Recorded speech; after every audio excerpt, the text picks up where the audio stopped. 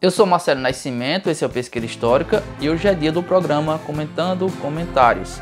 Aproveite e se inscreva no canal se você não for inscrito, deixe um like se você gostar do conteúdo e sem mais demora, vamos começar!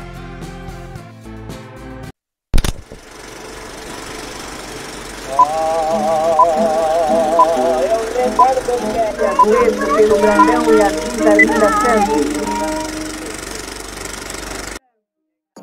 O primeiro comentário é de Roberto Moraes e ele fez no programa PH 046, que é aquele sobre os 97 anos do atual Erenjan, né?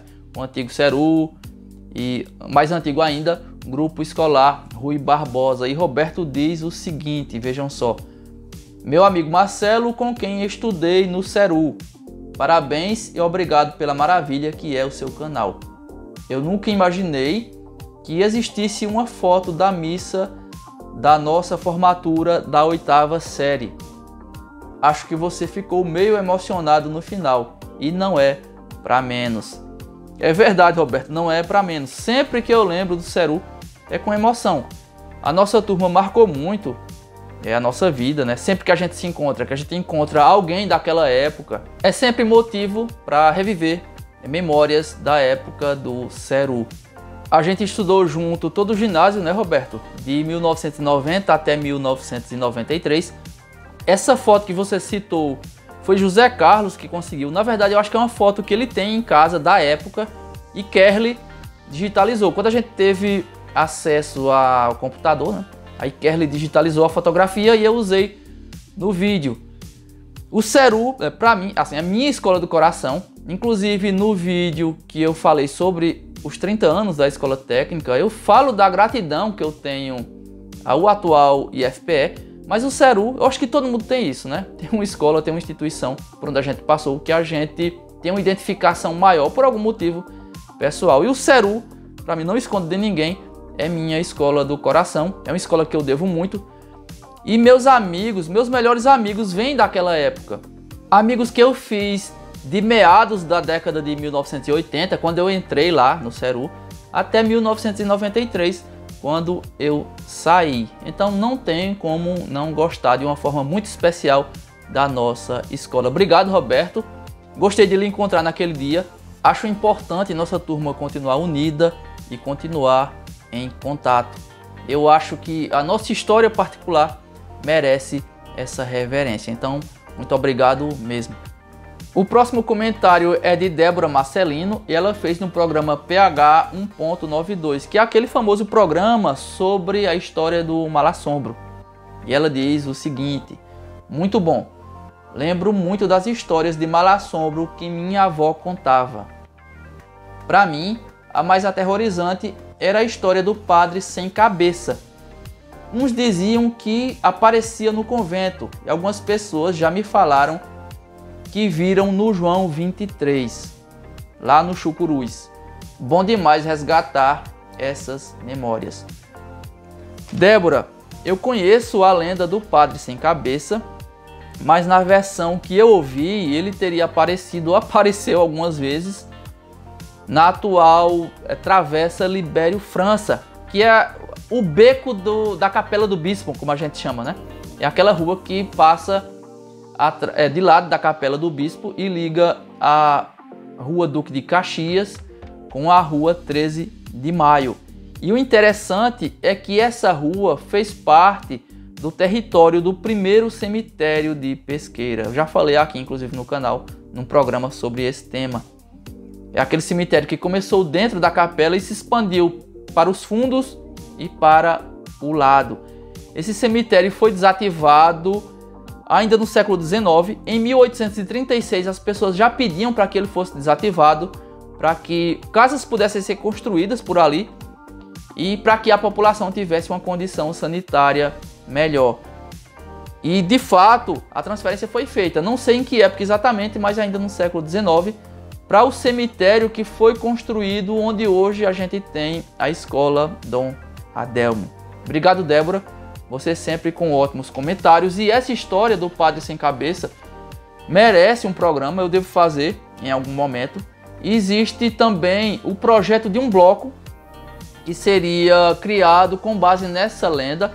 Eu acho que não se concretizou a ideia, eu acho que o bloco, pelo que eu me lembro, o bloco não chegou a sair na rua. Mas de toda forma é bem interessante e essa história eu devo contar assim que possível. Obrigado e vamos para o próximo comentário. O perfil de nome Orion Alm, no programa PH 056, que é aquele da história da pitanga, diz o seguinte: para mim é muito importante saber sobre as origens dos territórios. Meu bisavô morava no bairro da Pitanga, frente à linha do trem. Ele era indígena e só me contaram que somos uma família indígena em contexto de cidade há 3 anos. Depois disso, busco entender melhor sobre minhas raízes e honrá-las. Daí gostaria de saber se encontrou estudos de migrações indígenas no bairro Pitanguinha ou como posso acessar mais informações sobre este território específico. É o seguinte, alguns bairros de Pesqueira realmente receberam essa migração. Pessoas do povo Chucuru que saíram das terras que habitavam e vieram para a cidade. Os mais emblemáticos eu acho que são os Chucurus e o bairro da Caixa d'Água. Especificamente sobre a Pitanga, eu nunca passei por informação, seja em documento primário, ou seja em alguma crônica ou algum livro de história que fale sobre isso, né? Sobre o bairro da Pitanga ter recebido alguém vindo de alguma aldeia. Talvez alguma aldeia que fique mais próxima do bairro tenha recebido alguém. É uma possibilidade, mas eu também não sei se havia aquela altura, na altura da formação do bairro, se havia alguma aldeia que fosse tão próxima que justificasse essa migração. Eu posso estar enganado, mas as aldeias que ficam naquela direção, em direção ao poente de Pesqueira, elas se formaram posteriormente. Se alguém souber de informação sobre essa formação e puder acrescentar, a gente agradece e ajuda a gente a entender. Mas é uma possibilidade sim, porque eu acho que todo bairro recebeu gente que morava na zona rural ou morava especificamente em aldeias do povo Chucuru e que migraram para esses bairros. Eu acho que não foram só, evidentemente, o bairro do Chucurus e o bairro da Caixa d'Água, mas eu não sei com que relevância isso aconteceu. Em todo caso, eu vou ficar atento e se eu encontrar alguma informação a respeito dessa formação indígena ou dessa participação de indígenas na formação do bairro da Pitanga ou da Pitanguinha, eu certamente devo divulgar em formato de vídeo aqui no canal ou até em algum texto no site do Pesqueira Histórica, tá bom? Então, obrigado pelo comentário, é um tema interessante e eu vou ficar atento. Próximo comentário. No programa PH 2.19, que é aquele sobre a Peixe patrocinando a TV, naquele início de história no Brasil, o professor Fernando Chacon diz assim: Marcelo, confesso a você que não sabia desse detalhe, porém agora estou sabendo graças ao PH e especialmente a você. Muito importante saber disso. Holanda Bonfim diz: eu não fazia a menor ideia desse fato, adorei.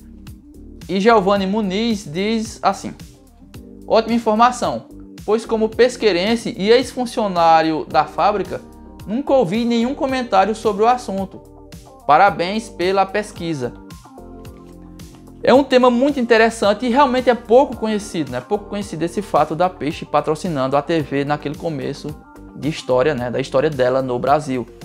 Eu descobri esse fato há mais de 20 anos, eu acho que foi no final da década de 90, eu já tinha acesso à internet, embora de forma precária, como vocês devem imaginar. Eu encontrei essa informação sobre a Peixe patrocinando a TV. Só que se eu salvei, eu perdi.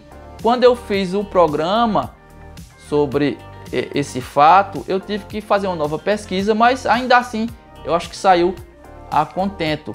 Isso aqui é uma amostra de que a história de Pesqueira, ela tem mais curiosidades, se revela mais grandiosa do que a gente imagina. Quanto mais a gente estuda, mais a gente descobre que pouco sabe sobre ela. E a gente pode passar anos, muitos anos pesquisando a história de Pesqueira. Eu mesmo estou há mais de 20 anos pesquisando essa história, nossa história municipal, e ela sempre nos traz surpresas, né? A gente sempre encontra alguma coisa que não esperava. A história de pesqueira é sempre surpreendente. É por isso que fascina tanto estudá-la. Então esses foram os comentários de hoje. Continuem comentando, porque eu acho que esse quadro vai ficar no canal. Ele está se consolidando, tem mostrado resultado. Eu acho que é uma boa forma da gente divulgar os comentários que as pessoas não leem, porque evidentemente nem sempre a gente tem tempo, quando assiste um vídeo, para ler os comentários de todo mundo, não é verdade? Então tem comentários que são muito importantes, muito bons e que valem a pena ser conhecidos. Então muito obrigado e até o próximo programa.